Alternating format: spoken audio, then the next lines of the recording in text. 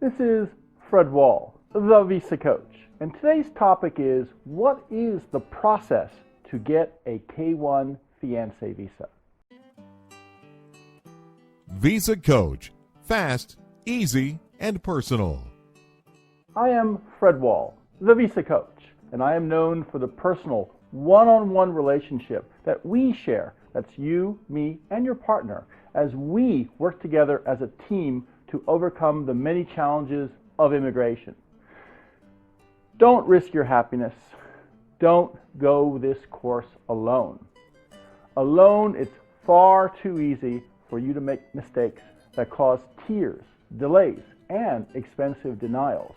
Pick up the phone and speak with me directly so that, you and I can get to know each other.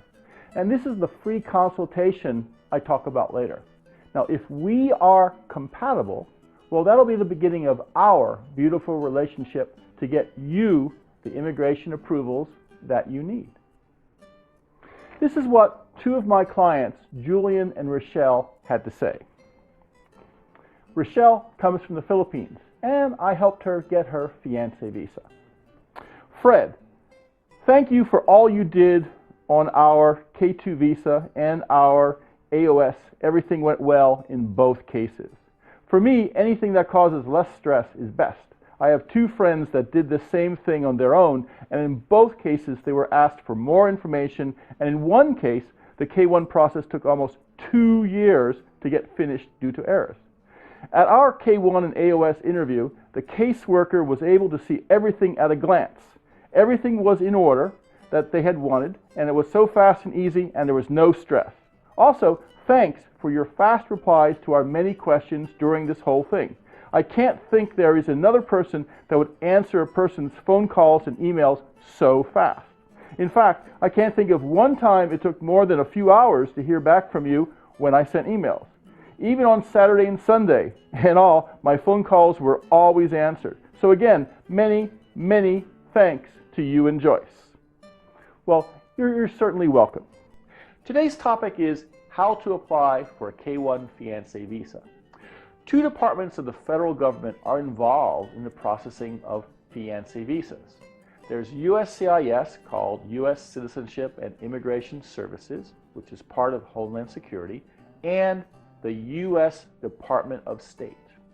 Basically, USCIS handles the processing of the application here, stateside, and the Department of State handles the processing of the application at the American embassy or consulate overseas in the country where your fiancé lives. Now, first you, the U.S. citizen, submits your application to USCIS, and that's what I'm famous for, helping you with your petition, making a great presentation. Now, all fiancé visa cases are first sent to Dallas, they're sorted, and then distributed, sometimes randomly around the USA, to 5 different processing centers. USCIS sends you a receipt, and on that receipt is shown your case number. The first 3 letters indicate which center has been assigned to your case. There's EIC for Vermont, LIN, LIN for Nebraska, MSC for Missouri, WAC California, SRC Texas. Okay. Historically, some of the centers, notably WAC California, work faster than others. They're the best. And recently, SRC Texas has been the worst. They've really been behind last year, about taking 9 months when others just take a few months. But you don't have a choice. It's the work of the initial sorting clerk that determines where the case goes. The sorting is mostly geographic, but there seems to be a lot of, randomness as well. Now, USCIS examines your application and reviews that the required civil documents, such as birth certificates, divorce decrees, visa photos, etc., have all been properly included, as well as proof that you have had a recent face-to-face meeting. Now, USCIS verifies that you are eligible to apply, and the FBI even gets involved and does a criminal background check on you, the American. Now, at this stage, if USCIS finds items missing or problems, they either deny outright if you really messed up your application, or issue an RFE, request for evidence, listing what is missing and giving you, well, about a month to pony up the missing materials. When satisfied, USCIS conditionally approves the application for the next 4 months. Within that time, your fiancée is expected to have had her consulate interview. So now the case is passed over to the Department of State. The Department of State has a processing center in New Hampshire called, well, the National Visa Center, or NVC. NVC for a fiancé visa only briefly handles your case. During this time, they will identify and choose which overseas consulate will be doing the further processing of your case. They'll assign a new case number that identifies the consulate and will ship the file via diplomatic pouch, say FedEx, to the consulate in your fiancé's country. Now, the new case number starts with 3 letters that indicate which consulate is assigned. For example, MNN, it's almost like the airport codes as well.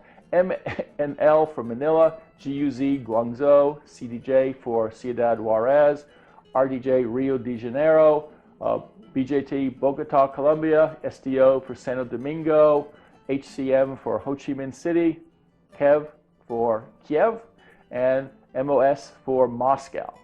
It takes about 2 weeks for your case file to arrive at the consulate and to be entered into that consulate's database. Now, once it's there, the consulate will contact your fiancé with instructions. Notification might be by mail, phone, or email. The consulate will tell her basically how to book the visa interview, how to make the appointment, and where and how to pay the visa application fee, and where to go to a medical clinic that's approved by the consulate. And finally, there'll be a checklist of what she should hand carry to the interview. Now, at the interview, she's going to present her documentation and meet with a consular officer. His job is to catch fraud.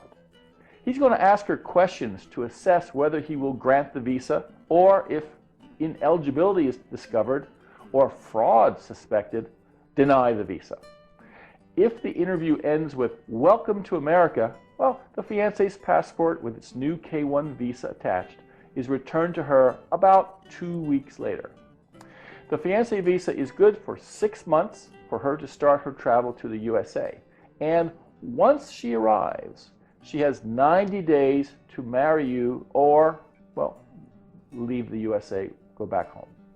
Should the marriage occur on time, the next step is to apply for adjustment of status, which, when complete, gives her her green card and grants her permission to remain permanently in the USA happily ever after with you. This was Fred Wall, the Visa Coach. Now please like or add your comments to this video. Then go to VisaCoach.com and sign up for the Visa Coach monthly newsletter. Each month it is full of tips and advice on immigration, and it's free of charge. Finally, when you are ready to get started, call for your free consultation and speak with me directly. Before starting your immigration adventure, before entering an arcane maze of rules, regulations, and procedures, before committing yourself to a risky path that could mean an end to your happiness, speak with the Visa Coach and ask for his free consultation. He listens to you to learn the red flags and strengths of your case, your eligibility and goals. He will suggest which visa is right for you, the best strategy to get it, and how soon your love can join you. The friendly advice and wisdom he'll freely share with you might make the difference between approval and denial, and could save you months or years of loneliness and separation. What have you got to lose? Book your free consultation today.